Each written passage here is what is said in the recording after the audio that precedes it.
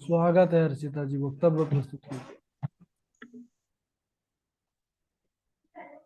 श्री गणेशाय नमः। श्री महासरस्वते नमः। श्री गुरुवे नमः। अस्मद्गुरुभ्यो नमः। अस्मत्परम गुरुभ्यो नमः। अस्मत् सर्वगुरुभ्यो नमः। श्री राधा कृष्णाभ्यां नमः। श्रीमते रामानुजाय नमः। लंबोदरम परम सुंदर एकदंतम पीताम्बरं त्रिनयनं परमं पवित्रम्। उद्यादिवाकरुणिभोज्वलं कान्तिकान्तम् विघ्नेश्वर सकलविघ्नहरं नमामि। शरीरं स्वरूपं ततो वा कलत्रम् यशच्च रुचित्रं धनं मेरुतुल्यम्। मनश्चेन्न श्रीगुरुरङ्घ्रिपद्मे ततः किं ततः किं ततः किं ततः किं नारायणं नमस्कृत्यं नरं चैव नरोत्तमं देवीं सरस्वतीं व्यासं ततो जयमुदीरयेत्। जयतु देवो देवकी नन्दनाय। जयतु कृष्णे वृषणि वंश प्रदीप। जयतु मे घशामर कोमलांग। जयतु पृथ्वी भार नाशो मुकुंद। बर्हापीडं नटवरवपु कर्णयो कर्णिकारम्। विप्रदवासः कनककपिशं वैजयन्तीं च मालां। रन्ध्राणवेणुधरसुधया पूरयन् गोपवृन्दे। वृन्दारण्यं स्वपदरमणं प्राविशद्गीतकीर्ति। करारविन्देन पदारविन्दम् मुखारविन्दे विनिवेशयन्तम्। वटाय पत्रास्य पुटीशयानम् बालं मुकुन्दं मनसा स्मरामि। रामाय रामभद्राय रामचन्द्राय वेदसे रघुनाथाय नाथाय सीताय पतये नमः। कृष्णाय वासुदेवाय हरये परमात्मने प्रणतः क्लेशनाशाय गोविन्दाय नमो नमः। सभी को जय श्रीमन नारायण। हरे कृष्णा। राधे राधे। अनंत कोटि ब्रह्मांड नायक अचित्य कल्याण गुणगण निधान सर्वेश्वर सर्वाधिपति अकारण करुणा वरुणालय अकारण करुणा कारक सकल जन्य कल्य शाप हारक परात्पर परम ब्रह्म अनंत कोटि कंदर्प दर्प दलन निर्गुण निराकार सगुण साकार जगदेक बंधु करुणेक सिंधु सच्चिदानंद घन परमात्मा श्री कृष्ण एवं श्री राधा रानी के चरणों में मेरा बारंबार प्रणाम। समुपस्थित भागवत भक्त एवं कथा अनुरागी सज्जनों, भक्तिमयी मातृ शक्ति भगनी बांधुओं, सिया राम मैं सब जग जानी करहूं प्रणाम जोरी जुग पानी। आइए सज्जनों, हम कथा में प्रवेश करते हैं। तो पिछली कथा में हमने श्रवण किया था कि किस प्रकार जब भगवान श्री कृष्ण ने जो है हस्तिनापुर अर्थात राजा धृतराष्ट्र से ये बोला कि पांडवों को मात्र 5 गांव दे दीजिए, परंतु उनकी इस बात को भी उस दुर्योधन ने जो है स्वीकार नहीं किया, क्योंकि मामा शकुनी ने जो है उसके मन में जो है गलत भावना उत्पन्न कर दी, उन्हें गलत तरीके से जो है उस बात को तोड़ मरोड़ कर समझाया। इसके पश्चात हमने श्रवण किया कि किस प्रकार प्रभु ने जो है काका विदुर जी और काकी विदुरानी को जो है अपनी निश्चल जो निस्वार्थ निष्काम जो भक्ति है वह प्रदान करी।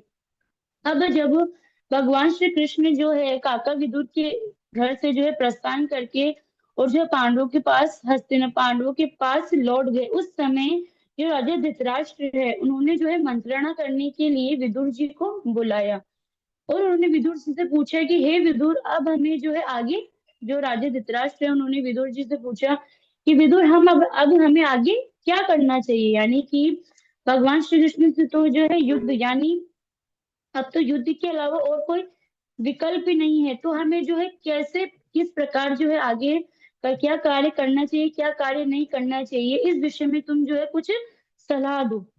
तब जो विदुर जी है वह कहते हैं कि हे राजन, हे महाराज, भगवान श्री कृष्ण जिनकी तरफ है वही जो है, यानी अर्थात जिनकी तरफ भगवान श्री कृष्ण है, धर्म भी उसी की तरफ है और विजय भी उन्हीं की ही होगी। यानी कि जिस पक्ष में भगवान श्री कृष्ण है उन्हीं की तरफ विजय है। अब जैसे ही दुर्योधन ने, क्योंकि भगवान श्री कृष्ण के विषय में, क्योंकि दुर्योधन जो है इस बात को सहन नहीं कर सका कि जो विदुर जी है वह पांडु का पक्ष ले रहे हैं, यानी कि वह पांडवों की प्रशंसा कर रहे हैं, उन्हीं की जो है विजय की बात कर रहे हैं। और उन्होंने तो इसलिए जो है उन्होंने विदुर जी से कहा कि हे विदुर त्यजे, यानी कि उन्होंने विदुर से बोला कि ये तो खाता तो हमारा है, यानी कि उन्होंने विदुर जी को, उन्होंने यही नहीं देखा कि विदुर जी उनके काका भी हैं, यानी विदुर जी उनसे जो है उम्र में बड़े भी हैं, पर उसने ये भी नहीं देखा ना कि, और जो है उनकी उम्र का भी उसने जो है मान नहीं रखा और उन्हें जो है अपशब्द कहने लगा, उन्हें अपशब्द कहने लगा। अब दुर्योधन जैसे विदुर जी को उसने अपशब्द कहे, तो विदुर जी जो है उसी समय अपना जो धनुष है वहां उन्होंने रखा और वो आगे चले गए। उन्होंने अपना धनुष और जो है वहां पर इसलिए रखा क्योंकि अपना जो बाण है उन्होंने इसलिए रखा क्योंकि वह, उन्होंने ये सोचा कि कहीं जो कौरव है वह ये ना समझे कि जो विदुर है वह इस पक्ष को छोड़कर जो है शत्रु पक्ष में मिल चुके हैं, यानी कि वह ये ना समझे कौरव सभी दुर्योधन इत्यादि कि जो काका विदुर है, जो हमारे मंत्री है, वह हमें हमारा साथ छोड़कर जो है पांडवों यानी हमारे शत्रु के पक्ष की ओर चले गए हैं। श्री सुखदेव जी इस विषय में कहते हैं कि हे परीक्षित, निर्गत कौरव पुण्य लब्धो, यानी कि महात्मा विदुर कौरवों के बड़े पुण्य से प्राप्त हुए थे। महात्मा विदुर जो है कौरवों को बड़े पुण्य से, यानी कौरव के कोई पुण्य थे जिस कारण से उन्हें जो है महात्मा विदुर का साथ था और उनके जाते ही जो कौरव, यानी उनके जाते ही जो कौरवों के पुण्य थे वह भी उनके साथ चले गए, यानी कि उनके जाते ही कौरवों के जो पुण्य थे वह भी उनके साथ चले गए। क्या हो गया इसको, ये क्या हो गया रे एकदम से, यानी कि जब कौरव, यानी मतलब महात्मा विदुर के जाते ही जो कौरवों के पुण्य थे वह भी उनके साथ चले गए अनेक तीर्थों में जाते हुए, यानी कि जो महात्मा विदुर है वो पांडवों के पास नहीं गए, अपितु वो तीर्थ यात्रा में चले गए, क्योंकि न तो वो इस पक्ष से युद्ध कर सकते थे और न ही पांडवों के पक्ष से युद्ध कर सकते थे, क्योंकि दोनों ही उन्हीं के अपने थे, यानी दोनों ही उनके परिवार था। इसलिए उन्होंने जो है तीर्थ यात्रा को जो है इसलिए उन्होंने जो है तीर्थ यात्रा करना उचित समझा। तो जो महात्मा विदुर है वह तीर्थ यात्रा, उन्होंने अनेक तीर्थ यात्राओं में जो है यात्राएं की। इसके पश्चात विदुर जी यमुना के तट, जो यमुना जी का तट है वहां पर हमारे श्री धाम वृंदावन, वह वहां पहुंचे और वहां उन्होंने उद्धव जी को देखा और तो उनके हृदय, और उन्होंने उद्धव जी को देखा तो उनको जो है हृदय से लगा लिया। भगवान श्री कृष्ण द्वारका वासी की कुशलता के विषय में पूछा, यानी कि जब महात्मा विदुर जो है श्रीधाम वृंदावन पहुंचे तो उन्होंने उद्धव जी को वहां देखा और उद्धव जी से जो है द्वारका वासियों के भगवान श्री कृष्ण की कुशल क्षेम पूछी।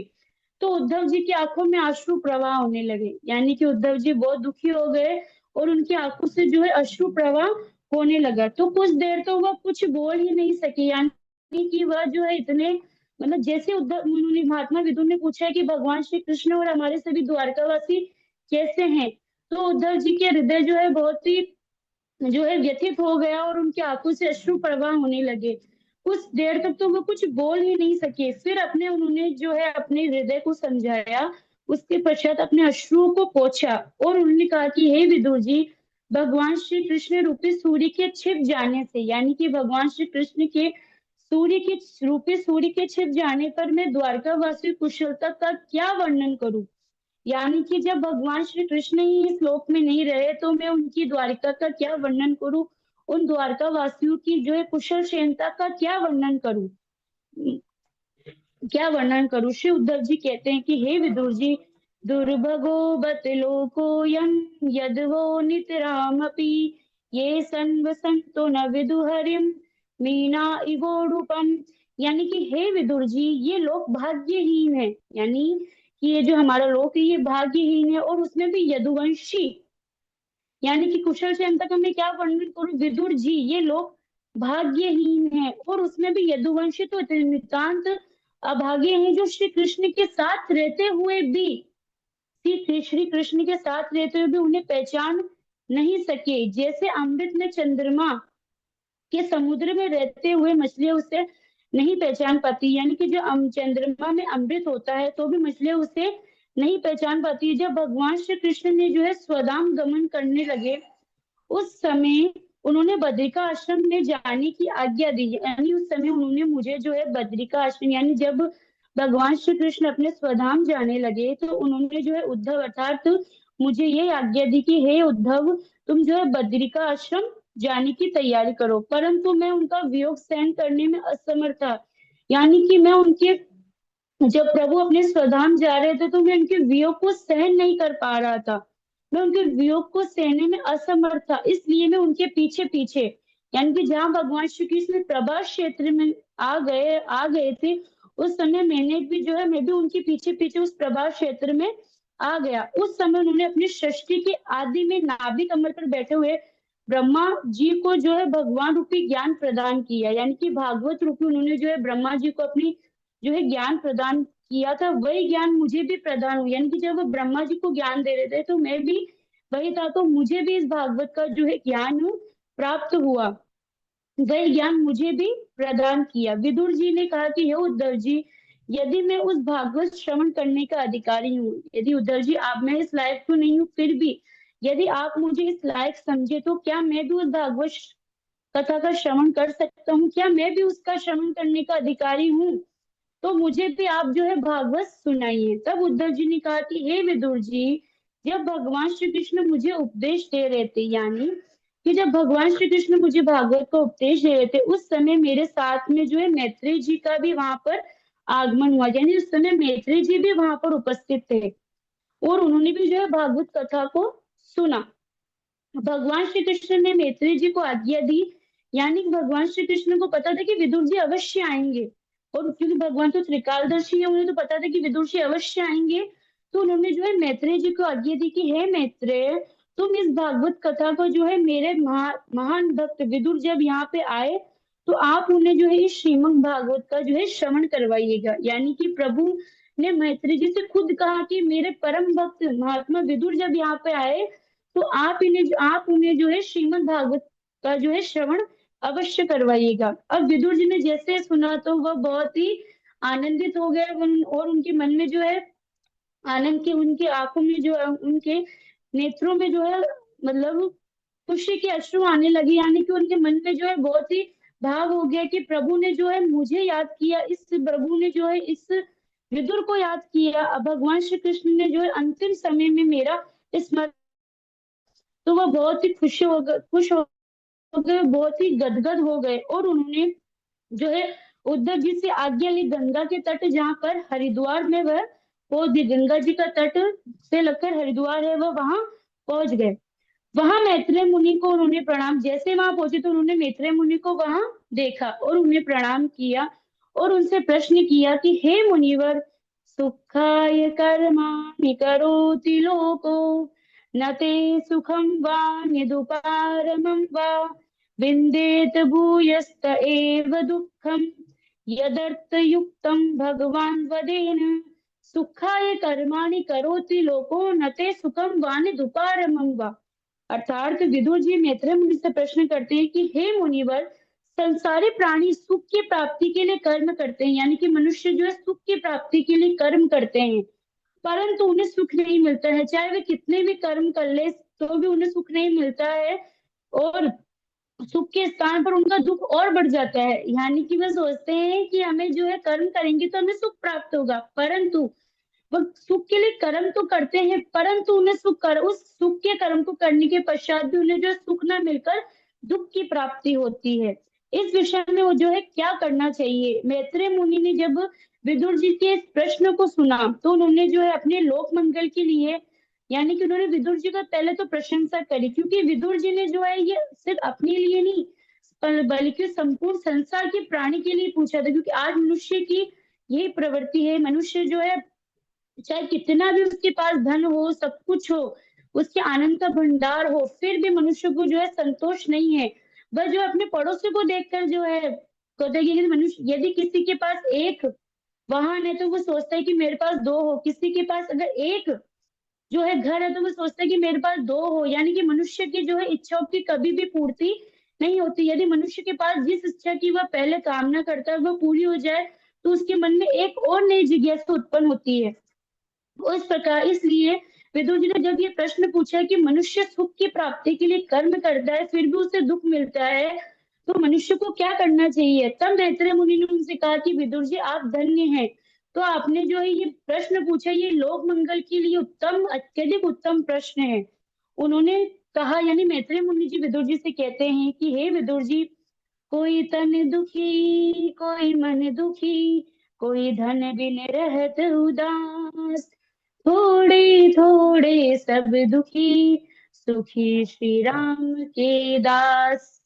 यानी कि हे विदुर जी, संसार में सब दुखी है, चाहे वह तन से हो धन से हो, हर प्रकार मनुष्य दुखी ही रहता है। सब प्रकार के जो संसार के प्राणी है वह दुखी है, चाहे वह अमीर हो गरीब हो।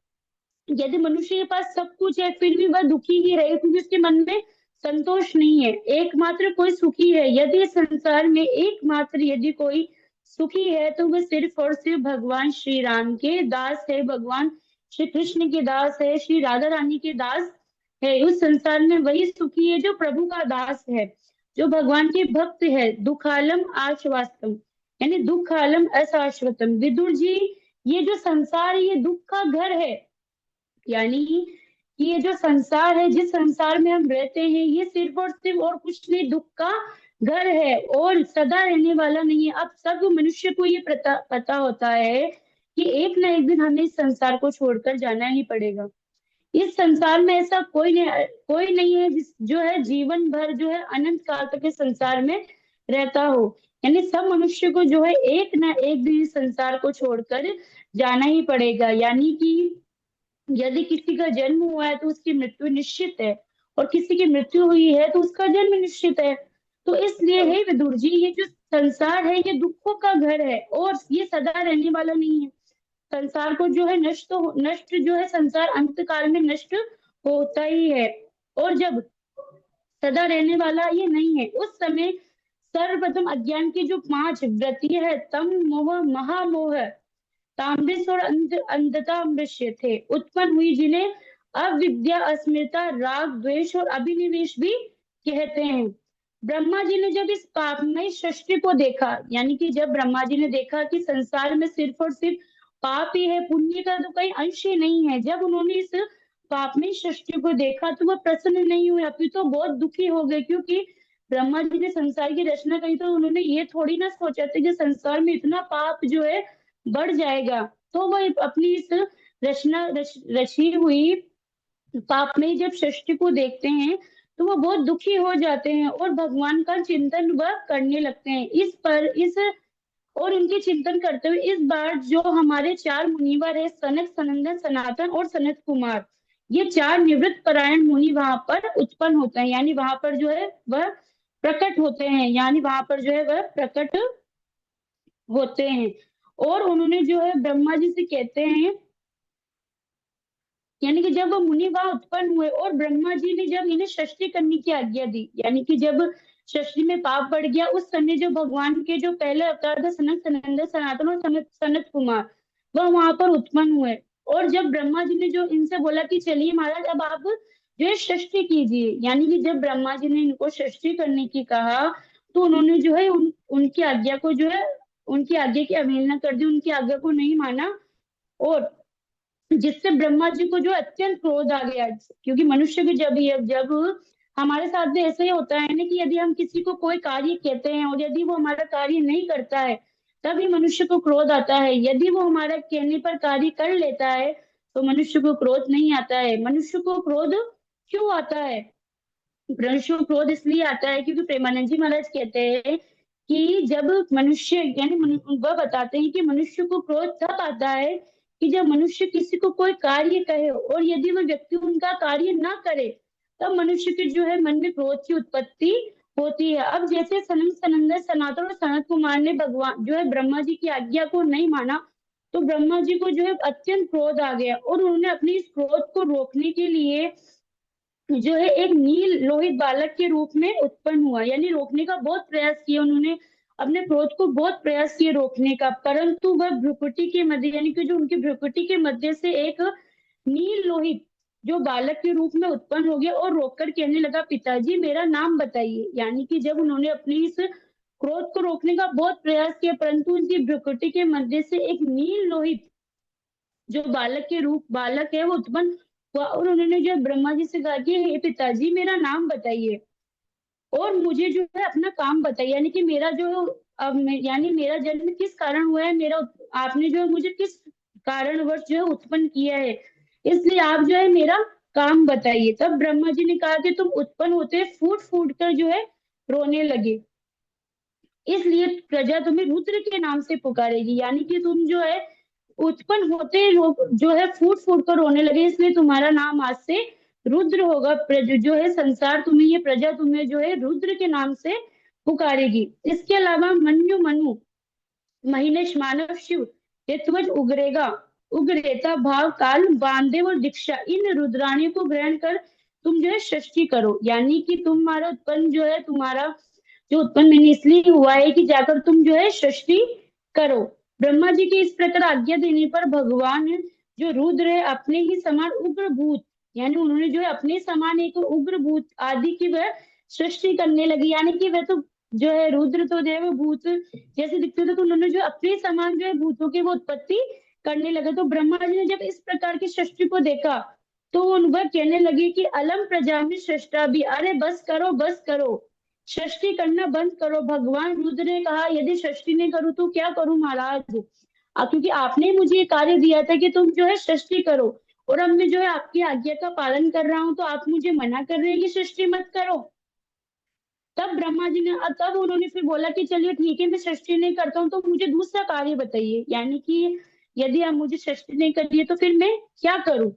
तब ब्रह्मा जी ने आज्ञा दी कि तपा आतिश भद्रम थे सर्वभूत सुखा वह, समस्त प्राणियों को सुख पहुंचाने के लिए तुम जो है तप करो। यानी कि समस्त तुम जो है एक कार्य करो, तुम सृष्टि मत करो, तुम समस्त प्राणियों के जो है सुख पहुंचाने के लिए तप करो। ब्रह्मा जी के द्वारा इस प्रकार जब उसे आज्ञा देने पर भगवान शंकर जो है कैलाश पर्वत में वट वृक्ष के नीचे बैठकर तपस्या करने लगे।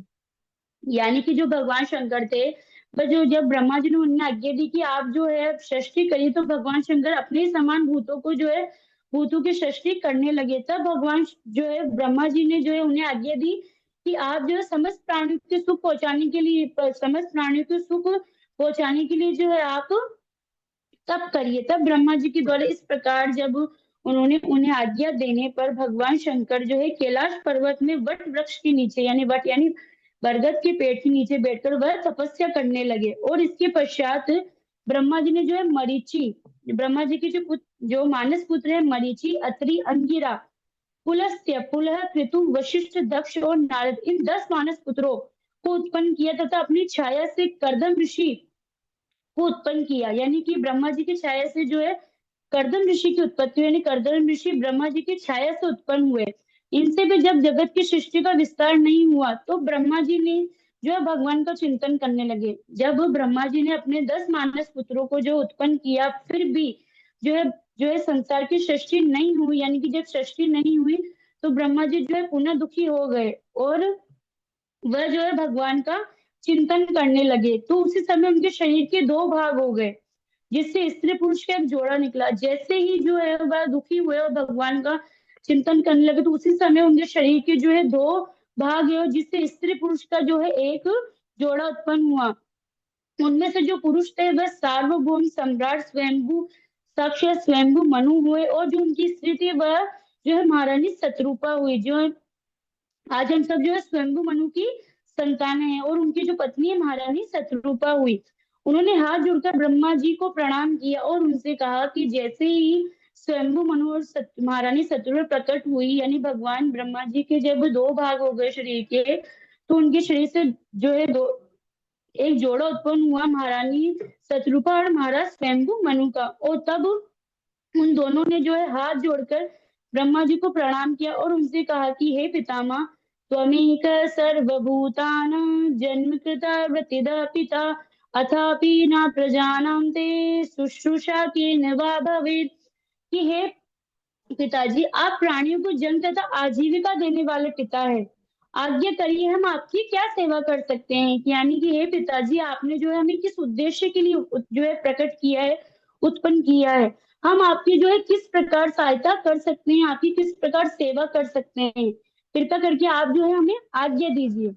तब ब्रह्मा जी ने कहा कि हे बेटा मनु, तुम अपने ही समान गुणवान, यानी कि तुम अपने ही समान गुणवान संतान उत्पन्न करो तथा धर्म पूर्वक पृथ्वी का पालन करो।